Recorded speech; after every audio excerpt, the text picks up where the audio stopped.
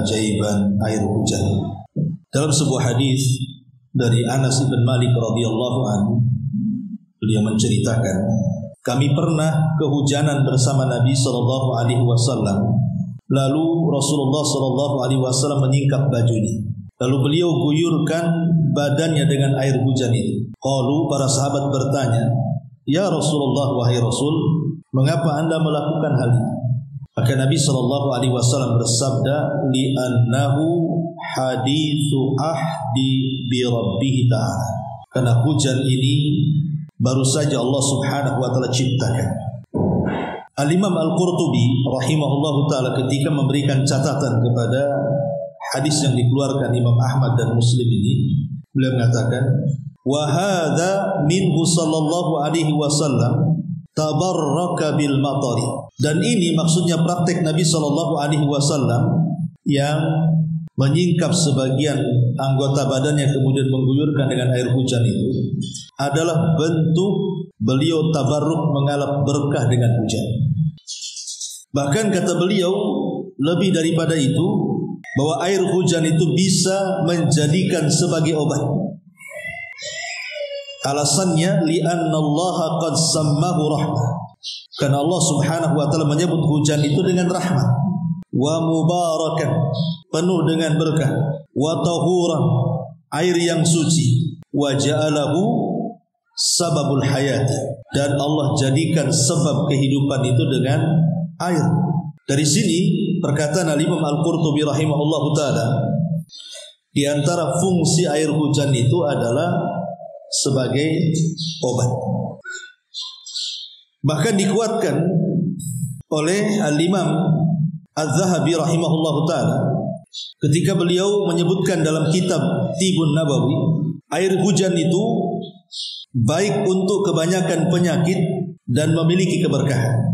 Kemudian sebagian ulama berdalil dengan surah Qaf ayat 9, wa nazzalna minas sama'i ma'an mubarakah, dan kami turunkan dari langit air yang penuh dengan keberkahan. Kemudian Imam Qurtubi juga mengatakan ketika memberikan catatan kepada surah Qaf ayat 9 ini, beliau mengatakan, waruya anna Auf ibn Malik al-Ashja'i marad. Diriwayatkan bahwa Auf ibn Malik radhiyallahu an rahimahullahu taala pernah terasa sakit. Faqila lahu, maka dikatakan kepadanya, ala nu'aliju, maukah kami mengobatimu? Faqala, maka dia mengatakan, ituni bil ma, datangkan kepadaku air dari air hujan. Fa inna Allah ta'ala yaqul wa nazzalna minas sama'i ma'an mubarakan. Karena Allah Subhanahu wa taala berfirman di dalam Al-Qur'an, dan kami turunkan air dari langit yang penuh dengan berkah. Tsumma qala, kemudian dia berkata lagi, ituni bi aslin, datangkan kepadaku madu. Fa inna Allah ta'ala yaqul fihi shifa'u linnas. Karena Allah berfirman bahwa madu itu terdapat penyembuh untuk manusia. Kemudian dia mengatakan lagi, wa'tuni bi zait, datangkan kepadaku dengan minyak zaitun. Fa inna Allah ta'ala yaqul, karena Allah Subhanahu wa taala berfirman, syajaratun mubarakah, bahwa pohon zaitun adalah pohon yang penuh berkah. Kemudian dia pun mencampurkan semua bentuk air ini, air hujan, kemudian madu dan juga minyak zaitun. Kemudian Auf ibn Malik al-Ashja'i rahimahullahu taala meminumnya. Akhirnya Allah Subhanahu wa taala sembuhkan penyakitnya. Taib, dari sini ma'asyiral muslimat yang dimuliakan Allah Azza wa Jalla, ada sebagian orang mereka berpemahaman bahwa air hujan itu sebagai penyembuh. Pertanyaannya, apakah memang air hujan itu sebagai penyembuh? Apalagi Nabi Shallallahu alaihi wasallam apabila turun hujan, beliau sengaja membuka sebagian badannya kemudian disentuhkan ke air hujan tersebut. Dan ini berbeda dengan apa yang kita yakini. Justru kalau hujan itu langsung masuk kan, nanti sakit kepala katanya. Padahal Nabi SAW justru kalau hujan disentuhkan badannya, entah kepalanya, entah tangannya, pokoknya kenal air hujan kan, sebagai bentuk apa? Mensyukuri rahmat Allah Subhanahu wa taala. Memang menjadi polemik para ulama soal air hujan ini mengobati penyakit, khususnya penyakit sihir. Karena kalau para ulama membahas tentang fungsi air hujan itu, biasanya mereka membahas tentang sihir atau penyakit ain, atau yang bicara soal jin lah, bukan penyakit badan. Bahkan sampai sebagian ulama itu mengatakan kalau terkena sihir atau terkena ain, maka tampunglah air hujan, kemudian campur dengan madu, kemudian minyak zaitun, kemudian bacakan Quran, kemudian berdoa, dan mandilah sepertiga malam. Di sepertiga malam akhir setelah tahajud mandi dengan air. Ada sebagian ulama yang mengatakan seperti itu. Tapi pertanyaannya adalah, boleh enggak kita jadikan air hujan itu sebagai obat? Sering saya ulang-ulang, dalam dunia pengobatan itu yang harus dipahami adalah 3 kaidah. Dalam dunia pengobatan apa saja harus dipahami dengan 3 kaidah. Yang pertama, bahwa ada obat-obat itu yang dijadikan obat berdasarkan nas, baik Al-Quran atau hadis-hadis Nabi SAW, bahwa itu bisa mengobati. Contoh umpamanya air Zam-Zam, kan jelas ya. Kemudian juga hijama berbekam, habatus sauda, minyak zaitun, itu kan jelas ada nasnya bahwa obat-obat ini memang dijadikan obat berdasarkan nas, baik Al-Quran ataupun sunnah Nabi SAW. Lah yang seperti ini mubah, boleh kita berobat. Soal kemudian ada hasilnya atau tidak, itu terpulang kepada Allah. Karena tidak semua obat itu menyembuhkan. Kalau memang menyembuhkan, ya takdirnya sembuh kan. Tapi kalau tidak sembuh, ya mungkin Allah memberikan hikmah lain. Tapi kan kita ada upaya untuk penyembuhan, mencari sebab ya. Ini yang pertama. Yang kedua, ada obat itu tidak berdasarkan nas, memang tidak ada Qurannya, tidak ada hadisnya, tetapi secara tajribah itu secara pengalaman, setelah banyak diuji dan dicoba, akhirnya bisa menyembuhkan. Seperti herbal, jamu-jamu, itu kan gak ada hadisnya. Jamu pegelinu apa kan gak ada hadisnya. Cuman berdasarkan penelitian bahwa kalau minum ini dan sudah banyak dibuktikan sembuh pula pegel-pegelnya umpamanya kan, maka mubah boleh berobat dengan obat yang seperti ini. Dan yang ketiga, tidak ada nas Qur'annya, tidak ada nas hadisnya bahwa ini obat. Juga tidak pernah dibuktikan bahwa ada yang sembuh dengan obat ini. Inilah yang dilarang, tidak boleh. Seperti yang dilakukan para dukun yang membuka praktek pengobatan. Kadang-kadang mereka melakukan praktek pengobatan kan aneh-aneh itu, yang mengandung kesyirikan kan, terkadang harus menyembelih dan begitu seterusnya. Lah ini 3 kaidah ini berlaku pada semua pengobatan. Nah sekarang kalau seandainya kita terapkan kepada permasalahan yang kita kaji ini, soal air hujan, apakah kemudian air hujan itu bisa dijadikan obat? Kalau secara zatnya tentu tidak. Zat air hujan itu bukan obat, karena memang tidak ada dalil yang mengatakan bahwa zat air hujan itu obat. Dan itu berdasarkan banyak fatwa para ulama. Di antaranya Syekh Saleh Al-Munajjid mengatakan, walakin la yanbaghi nisbatus syifa ila hadzal ma' illa bidalil. Akan tetapi tidak selayaknya menisbatkan air hujan sebagai obat kecuali dengan dalil. Dan tidak ada dalil yang menunjukkan bahwa zat air hujan itu adalah obat. Wa in kanat al barakatu tsabitatu li hadzal ma' qad tanfa fil ilaj walakin la najzim bi wuqu'il ilaj wasyifa ma lam yarid nassun syar'iyyun khassun bihi wala yanbagil jazmu bidzalika linnas. Kemudian beliau mengatakan, meskipun kita tidak ingkari bahwa air hujan itu penuh dengan berkah, bisa menjadi bermanfaat bagi obat, akan tetapi memastikan pengobatan dan penyembuhan dengan air hujan tidak ada dalil dalam nas syariat secara khusus. Artinya tidak layak memastikan bahwa air hujan itu secara zatnya adalah obat. Boleh jadi mungkin kita katakan sebagai sebab saja, dan itu pun harus dibuktikan kan, begitu ya. Harus dibuktikan betul nggak kalau seandainya air hujan itu menjadi obat. Kalau seandainya kemudian betul-betul bisa menyembuhkan dengan air hujan itu, berarti bukan zatnya, tetapi air hujan itu hanya sebagai sebab wasilah, tetap Allah yang menyembuhkan. Karena ada juga sebagian ulama ya yang saya dengar itu menceritakan tentang ada orang terkena stroke. Kemudian dinasihati untuk menampung air hujan. Kemudian setelah ditampung air hujan itu ya dicampur dengan madu, kemudian dicampur dengan minyak zaitun, kemudian dibacakan Al-Quran dan berdoa. Karena doa ketika hujan itu kan mustajab. Ya, doa ketika hujan itu mustajab. Jadi dia mandi dengan air itu. Qadarullah subhanahu wa ta'ala sembuh stroke. Ada kisah seperti ini. Tapi kan kisah ini kan 1001. Maksudnya 1001 itu kan tidak semua seperti ini kan begitu ya. Kalau memang zatnya memang bisa menyembuhkan kan semua orang bisa menjadikan air hujan itu sembuh. Kalau kebetulan kemudian air hujan ketika praktek kepada orang ini sembuh, yaitu karena izin Allah. Berarti air hujanlah sebagai penyebab kesembuhan, tapi bukan zatnya. Ma'asyiral muslimat yang dimuliakan Allah Azza wa Jalla, intinya bahwa bicara soal air hujan ini kita tidak syak lagi bahwa air hujan adalah air yang berkah.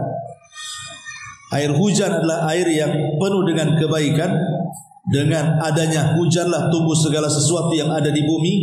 Dan airnya juga bersih dan membersihkan. Artinya bisa digunakan untuk wudu, untuk mandi jinabah, untuk macam-macam kan begitu. Dan air hujan ini air terbaik setelah air Zam-Zam, kata ulama. Air hujan ini air terbaik setelah air Zam-Zam. Ma'asyiral muslimat yang dimuliakan Allah Azza wa Jalla, baik kita masuk sedikit tentang masalah adab dan amalan ketika turun hujan.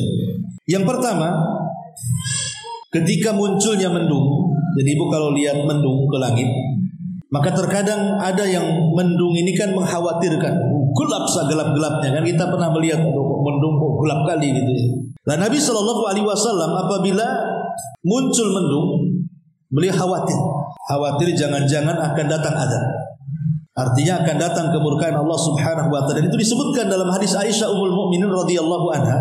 Beliau berkata, "Kana Rasulullah sallallahu alaihi wasallam idza ra'a nashi'an fi ufuqin min afaqis sama, taraka 'amalahu wa in kana fi salatin.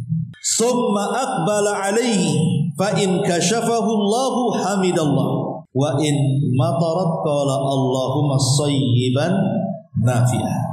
Nabi SAW apabila melihat awan yang belum berkumpul di salah satu ufuk dari ufuk langit itu, beliau biasanya meninggalkan aktivitasnya. Ya, langsung ditinggalkan tuh aktivitas dia, meskipun dalam kondisi sholat. Ya, tentu maksudnya di sini sholat sunnah. Kemudian beliau kembali melakukannya jika hujan sudah selesai. Ketika awan tadi sudah hilang, maka beliau langsung memuji Allah Subhanahu wa taala dan mengatakan, Allahumma sayyiban nafi'ah. Ya Allah, jadikan hujan ini sebagai hujan yang bermanfaat untuk kami. Artinya pelajaran pertama, Bu, kalau kita melihat hujan, khawatirlah di sini. Jangan merasa aman dari azab Allah. Jangan-jangan itu membawa azab bagi kita. Karena umat-umat terdahulu itu juga azabnya adalah dengan cara ditumpahkan hujan seperti umat Nuh alaihi salatu wassalam. Maka katakan kalau turun hujan, Allahumma sayyiban nafi'ah. Ya Allah, semoga kau jadikan hujan ini hujan yang bermanfaat dan tidak membawa azab. Ya.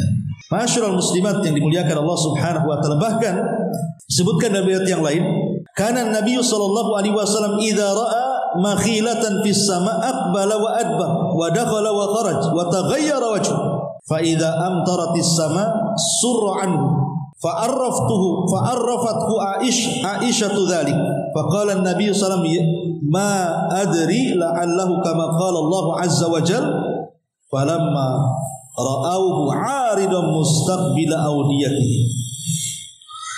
Nabi sallallahu alaihi wasallam apabila melihat mendung dari langit, beliau beranjak ke depan atau ke belakang atau beralih masuk atau keluar atau berusaha merubah posisi, kemudian berubah raut wajahnya. Tapi apabila betul-betul hujan itu turun, jadi Rasul itu kalau mendung takut. Tapi kalau sudah turun hujan agak tenang dia. Ya. Jadi beliau mulai menenangkan hatinya. Aisyah sudah memaklumi memang Rasul seperti itu. Maka Nabi SAW mengatakan, aku tidak mengetahui apa itu. Seakan-akan inilah yang terjadi pada kaum Ad. Sebagaimana Allah Subhanahu wa taala berfirman, maka tatkala mereka melihat azab itu berupa awan yang menuju ke lembah-lembah mereka, maka mereka pun kemudian mengikuti dan kemudian diazab.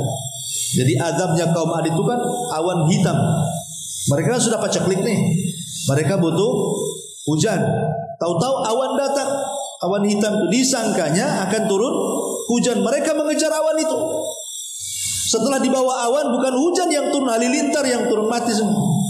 Jadi Nabi SAW takut kalau seandainya kalau melihat awan hitam itu seperti itu gitu maksudnya. Jadi ingat adab yang pertama atau amalan yang pertama, kalau melihat awan gelap banyak-banyaklah beristighfar. Ini yang pertama. Yang kedua, mensyukuri nikmat turunnya hujan. Mensyukuri nikmat turunnya hujan. Karena di banyak riwayat Nabi SAW kalau turun hujan, Rasul berdoa, Allahumma sayyiban nafi'ah. Ya Allah, semoga turunnya hujan kepada kami ini bermanfaat untuk kami.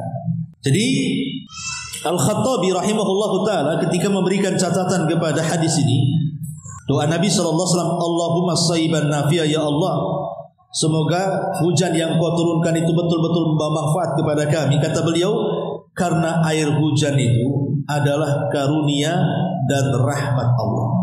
Kalau bukan karena Allah Subhanahu wa taala, kemudian hujan akan gersang bumi ini. Makanya di banyak ayat dalam Al-Qur'an itu, di antara fungsi hujan itu kan, kalau hujan itu kan airnya ditampung dalam tanah. Lah air yang tertampung dalam tanah itulah akhirnya jadi sumur, kita bisa ambil airnya, jadi minuman pohon-pohon, rumputan dan begitu seterusnya, akhirnya menghijau di mana-mana. Kalau seandainya tidak ada hujan, gersang hidup ini, semua akan mati, manusia pun akan mati. Karena Allah jadikan air itu segala sesuatu, dengan air itu menjadi hidup. Lah bentuk syukurnya kita kepada Allah Azza wa Jalla ketika turun hujan, berdoa, Allahumma sayyiban nafi'ah, ya Allah, semoga hujan yang kau berikan kepada kami bermanfaat. Ini yang kedua. Yang ketiga, turunnya hujan itu kesempatan baik kita untuk berdoa. Kalau turun hujan, ini waktu mustajab doa. Al-Imam Ibnu Qudamah dalam kitabnya Al-Mughni, beliau mengatakan bahwa dianjurkan ketika turun hujan itu berdoa. Karena Nabi SAW mengatakan, utlubu istijabatad du'a inda thalathin. Carilah doa yang mustajab di 3 keadaan. Inda iltiqa'il juyush, ketika berjumpa dengan 2 pasukan, wa iqamatis salati, menjelang salat dilaksanakan, wa nuzulil ghaithi, dan saat turun hujan. Ini 3 tempat kalau ibu berdoa mustajab doanya. Ketika berjumpa dengan lawan dalam peperangan, ketika salat mulai dilaksanakan, dan ketika hujan mulai diturunkan Allah Subhanahu wa taala. Dalam hadis yang lain, sintani ma turaddani ad-du'a'u indan nidai wa tahtal matari. 2 doa yang tidak akan ditolak, doa ketika azan dan doa ketika turunnya hujan. Itu mustajab ya. Jadi kesempatan kalau turun hujan jangan dicela ya. Karena banyak biasanya mama ini suka nyala hujan biasanya. Baru panas sedikit hujan lagi, kapan mau jemur-jemur. Lah ini kan aneh, ini kesempatan berdoa di situ. Di tempat lain alhamdulillah Bu, di Batam ini kan lain dengan kayak di Jawa atau di Sumatera yang tempat lain lah istilahnya kan. Yang kadang-kadang musim hujannya kan jelas, musim panasnya jelas. Di sini kan tidak jelas. Hujan suka-suka, panas suka-suka kan. Dan perasaan lebih banyak hujan kan itu. Artinya kan alhamdulillah kita hidup di sini itu lebih banyak kesempatan untuk berdoa sebenarnya. Itu waktu mustajab itu. Ini yang ketiga. Yang keempat, apabila hujan ini sangat lebat, anggaplah mulai ini membahayakan apanya hujan. Ada mulai banjir, angin pula puting beliung di mana-mana, udah mulai mengkhawatirkan. Ini satu hari satu malam kok nggak berhenti kan? Sering di Batam kan? Satu hari satu malam tahu-tahu dengar aja banjir di sana, banjir di sini, atap orang kena angin, macam-macam lah beritanya setelahnya kan? Maka kalau seandainya terjadi hujan seperti ini, ibu lindungi ibu dan keluarga serta orang-orang yang kita cintai, termasuk juga tempat tinggal kita. Dengan cara apa? Doa. Apa yang bisa ibu lakukan ketika ada angin kencang, hujan terlalu lebat gitu kan, ini membahayakan? Ya bisa berlindung, hanya bisa berlindunglah kepada Allah. Caranya gimana? Allahumma, kita mengatakan Allahumma hawalaina wala alaina, Allahumma alal akam wal jibal wad tirab wa butunil audiyati wa manabitis syajar. Kata Nabi SAW, ya Allah, turunkanlah hujan ini di sekitar kami, bukan untuk merusakkan. Allahumma hawalaina wala alaina, ya Allah hujani di sekitar kami, tapi jangan kau rusakkan. Kemudian Nabi SAW berdoa lagi, Allahumma alal akam wal jibal wat tirab wa butunil audiyati wa manabitis syajar. Ya Allah, turunkan hujan ke daratan-daratan tinggi, gunung-gunung, bukit-bukit, perut-perut lembah, dan tempat tumbuh-tumbuhnya pohon. Kita minta agar hujannya disebar kemana-mana gitu ya, supaya hidup alam ini. Tapi syahidnya di sini Allahumma hawalaina wala alaina, ya Allah hujani sekitar kami saja, tapi jangan merusak kami. Nah inilah namanya pawang hujan syar'i. Nggak usah datangkan pawang hujan, doa kayak gini saja. Ini yang keempat. Yang kelima, ya tadi mengambil berkah. Dengan cara apa? Ibu mengambil sebagian badan itu dikenakan air hujan. Cara ngalap berkahnya gitu Bu. Kalau ada air hujan, tangan aja gini, biar kena, yang penting sedikit kena jadilah dan gitu. Atau kalau di rumah, di belakang rumah kan udah ketutup semuanya, buka aja jilbab biar terkena ininya apa rambutnya. Nanti sakit kepala, itu mitos lah itu. Karena saya juga di masyarakat kalau udah hujan mandi cepat nanti sakit kepala kan. Hadisnya loh, Nabi SAW membuka serbannya, kemudian sengaja kepalanya kena hujan. Bahkan hujan-hujanan Nabi itu. Lagi khutbah lagi coba kan. Sengaja Nabi SAW hujan-hujanan, bukan menghindar hujan gitu. Karena hadis Anas bin Malik radhiyallahu anhu mengatakan tadi, Nabi SAW mengatakan li'annahu haditsu ahdi bi rabbih ta'ala, karena hujan ini baru saja diciptakan Allah Subhanahu wa taala. Makna hadis ini maksudnya adalah hujan itu rahmat yang baru saja diciptakan Allah Subhanahu wa taala. Oleh karena itulah maka Rasul mengambil berkah dari turunnya hujan itu. Karena hujan itu adalah rahmat, kasih sayang Allah Subhanahu wa taala. Bahkan disebutkan oleh sahabat Ibnu Abbas radhiyallahu anhu. Jadi apabila turun hujan, beliau mengatakan, "Ya jariyah, ukhruji sarji, ukhruji thiyabi." Kata Abdullah ibn Abbas radhiyallahu anhu, "Wahai jariyah," maksudnya budaknya, "keluarkan pelanaku," maksudnya pelana budaku, "dan juga keluarkan bajuku." Wa yaqul, dia mengatakan, "Wa nazzalna minas sama'i ma'an mubarakah." Dan Allah telah berfirman, dari langit telah turun air yang penuh dengan berkah. Bayangkan sampai baju-bajunya sahabat supaya terkena. Kalau kita kan justru kalau kehujanan sibuk lah kan, sibuk ke tempat-tempat jemuran kan, langsung takut kehujanan. Nanti besok tak kering kalau kita kan. Ya, tapi kalau sahabat terbalik, ya, pakaian kering dikeluarkan supaya kena hujan, supaya pakaian itu dapat berkah dari turunnya hujan itu. Ya ini kan istiadat beliau, tak mungkin satu lemari keluarkan dihujankan nanti nggak kering lagi.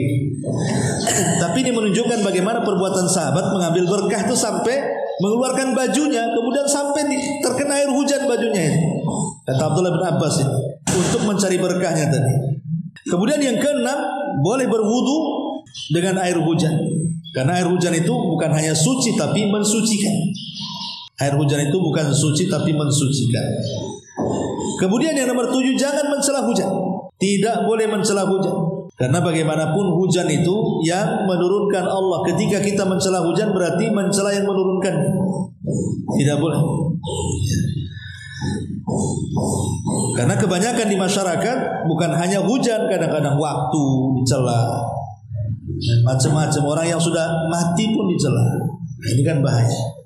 Kemudian yang nomor 8, berdoa setelah turunnya hujan. Kalau seandainya selesai hujan nih, maka berdoa kepada Allah Subhanahu wa taala. Dan jangan katakan bahwa hujan ini datang disebabkan bintang ini dan itu. Karena ada hadis Nabi SAW mengatakan, asbaha min ibadi mu'minun bi wa kafir. Pada pagi hari di antara hambaku ada yang mukmin dan ada yang kufur. Faman qala mutirna bi fadlillahi wa bi rahmatihi. Barang siapa yang berkata telah dihujani kepada kami dengan rahmat dan karunia-Nya, fadzalika mu'minun bi wa kafirun bil kawakib. Itulah yang dikatakan beriman denganku dan kafir dengan bintang. Wa amma man qala mutirna bi nau'i kadza wa kadza. Adapun yang mengatakan kami dihujani karena sebab bintang ini dan itu, fadzalika kafirun bi mu'minun bil kawakib. Maka dialah yang kufur kepadaku dan beriman dengan bintang-bintang. Jadi ibu kalau turun hujan dan selesai hujan, apa doanya? Mutirna bi fadlillahi wa bi rahmatihi. Itu doanya. Mutirna bi fadlillahi wa bi rahmatihi. Kalau mulai hujan, Allahumma sayyiban nafi'ah. Kalau hujannya deras sekali membahayakan, Allahumma hawalaina wala alaina. Kalau sudah hujan, maka kita berdoa bi fadli Allah, mutirna bi fadlillahi wa bi rahmatihi. Baik. Ada sedikit faedah yang dikemukakan oleh para ulama. Ketika hujan itu turun, apa sih hikmah? Pertama, hikmah turun hujan itu, kalau kita melihat hujan, merasakan hujan atau hujan-hujan, satu, kita diajarkan untuk mentauhidkan Allah, karena tidak ada yang bisa menurunkan hujan kecuali Allah. Dua, berbaik sangka kepada Allah. Berbaik sangka kepada Allah bahwa hujan ini untuk kebaikan kita. Jangan berburu sangka, karena kebanyakan orang berburu sangka. Baru panas sudah hujan lagi. Kapan lagi ini panas? Ya, dan celah pula dia. Kemudian yang ketiga,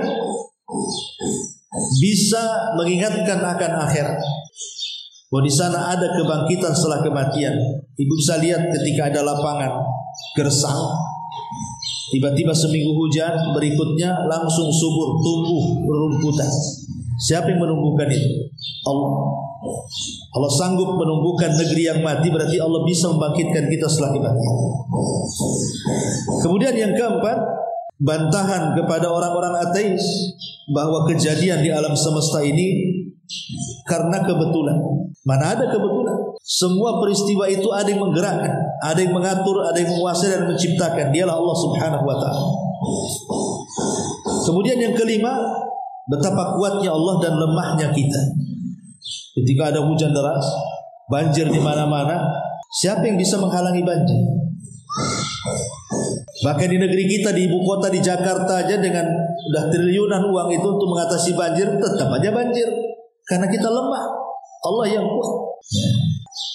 Kemudian yang keenam, betapa Allah tidak butuh dengan selain Allah. Allah tidak berhajat dengan kita. Kita yang berhajat dengan Allah. Salah satunya berhajat dengan air hujan yang Allah ciptakan. Jadi itu harus dipaham. Ini dari segi hikmah tauhidnya. Dan ingat bahwa turunnya hujan itu termasuk kunci kegaiban. Hanya Allah yang tahu. Gak usah kemudian sibuk ngundang-undang pawang supaya tidak hujan. Kalau Allah takdirkan tidak hujan, tidak akan hujan. Kalau Allah takdirkan hujan, mau 1000 pawang pun tidak akan bisa menghentikan hujan. Karena Allah mengatakan dalam surah Luqman ayat 34, Innallaha indahu ilmus sa'ah wa yunazzilul ghaitha. Sesungguhnya Allah hanya pada sisinya pengetahuan tentang hari kiamat, dan dialah yang menurunkan hujan. Tidak ada yang tahu kecuali Allah Subhanahu wa taala. Makanya Rasul mengatakan miftahul ghaibi khamsun. Kunci kegaiban itu 5. La ya'lamuha illallah. Tidak ada yang tahu kecuali Allah. La ya'lamu ahadun. Tidak ada satupun yang tahu yang terjadi esok hari. Ma yakunu fil satu. Wala ya'lamu ahadun ma yakunu fil arham. Tidak ada yang tahu bagaimana peristiwa yang ada dalam rahim seorang ibu. Bayi yang ada di rahim ibu itu kan kita tidak tahu. Apakah dia terlahir hidup atau mati, atau panjang umurnya atau tidak panjang umurnya, atau bahagianya atau celakanya, rizki, enggak ada yang tahu kecuali Allah. Yang ketiga, kata Nabi SAW, wala ta'lam nafsun madza taksibu ghadan. Apa yang terjadi besok hari kita tidak tahu. Yang keempat, wa ma tadri nafsun bi ayyi ardin tamut. Di negeri mana kita mati kita tidak tahu. Boleh jadi kita lagi safar kemana, kecelakaan, kita tidak tahu di negeri mana kita meninggal. Dan yang terakhir, wa ma yadri ahadun mata yaji'ul matar. Tidak ada seorang pun mengetahui kapan turunnya hujan. Karena turunnya hujan itu kegaiban. Betapa banyak kita lihat awannya udah gelap, tahu-tahu tak jadi hujan, ya kan? Karena memang pengetahuan hujan itu dari Allah. Kemudian yang harus dipahami bahwa ada malaikat yang bertugas, yang ditugaskan oleh Allah Subhanahu wa taala memang untuk menurunkan hujan kan itu. Malaikat itu namanya siapa? Mikail. Sebagaimana hadis Nabi sallallahu alaihi wasallam ketika Rasul bersama Jibril, kemudian Nabi sallallahu alaihi wasallam bertanya tentang malaikat Mikail kepada Jibril, maka Jibril mengatakan qalan nabat wal qatar, ditugaskan mengurus tanaman dan hujan. Artinya malaikat yang ditugaskan untuk menurunkan hujan dan juga menumbuhkan tanaman adalah Mikail. Ya. Dan ingat, turunnya hujan loh sudah ditulis Lauhil Mahfuz 500 tahun sebelum Allah menciptakan langit dan bumi. Turunnya hujan. Jadi tidak perlu kemudian kita sesali. Memang ini sudah ditulis gitu kan, pokoknya Allah takdirkanlah hujan deras, akhirnya banjir, peralatan kita semua akhirnya rusak, atau mungkin rumah kita naudzubillah rusak gitu kan. Gak bisa kita salahkan hujan. Hujannya sudah ditakdirkan Lauhil Mahfuz. Sehingga kita harus pasrah dengan takdir Allah Subhanahu wa taala. Makanya disebutkan bahwa kita disuruh untuk berlindung dari hujan kalau sudah mulai membahayakan. Tapi kalau seandainya tidak turun-turun hujan, terbalik nih. Kita pengen hujan tapi tak mau hujan. Udah kekeringan, udah sumur, udah kerong kelinting, udah gak susah air kan. Maka kalau sudah seperti ini berarti harus banyak istighfar. Kemudian lakukan sholat istisqa. Ya. Tapi yang paling penting adalah sebab tidak turun hujan itu karena dosa. Kalau seandainya orang banyak dosa tapi masih turun hujan, itu bukan untuk manusia, itu untuk binatang. Manusianya nebeng saja. Dan itu berdasarkan hadis Nabi SAW. Ya, ketika kemudian orang itu sudah mulai mencegah zakat dan sedekah mereka, kecuali Allah akan cegah hujan kepada mereka. Kalaulah bukan karena binatang, tentu mereka tidak akan dihujani, kata Nabi. Ya. Jadi perbanyak istighfar kalau memang tidak turun-turun hujan. Adapun kalau seandainya ada suara geledek ataupun suara petir, kalau ibu kan hujan kok ada suara petir. Suara petir ini, Syekhul Islam Ibnu Taimiyah mengatakan dalam hadis yang marfu sampai kepada Nabi SAW pada riwayat At-Tirmidzi dan selainnya. Jadi Nabi SAW ditanya tentang ar-ra'du. Ra'du itu petir. Maka Rasul mengatakan malakun minal malaikati muwakkal bis-sahab ma'ahu maghariqa min narin yasuqu biha as-sahab haitsu syaa Allah. Ar-ra'du maksudnya petir adalah malaikat yang diberi tugas mengurus awan dan bersamanya pengoyak dari api yang memindahkan awan sesuai dengan yang dikehendaki. Jadi ada seorang malaikat bawa pecut api, itulah yang kemudian menggiring awan ke tempat yang akan dihujani.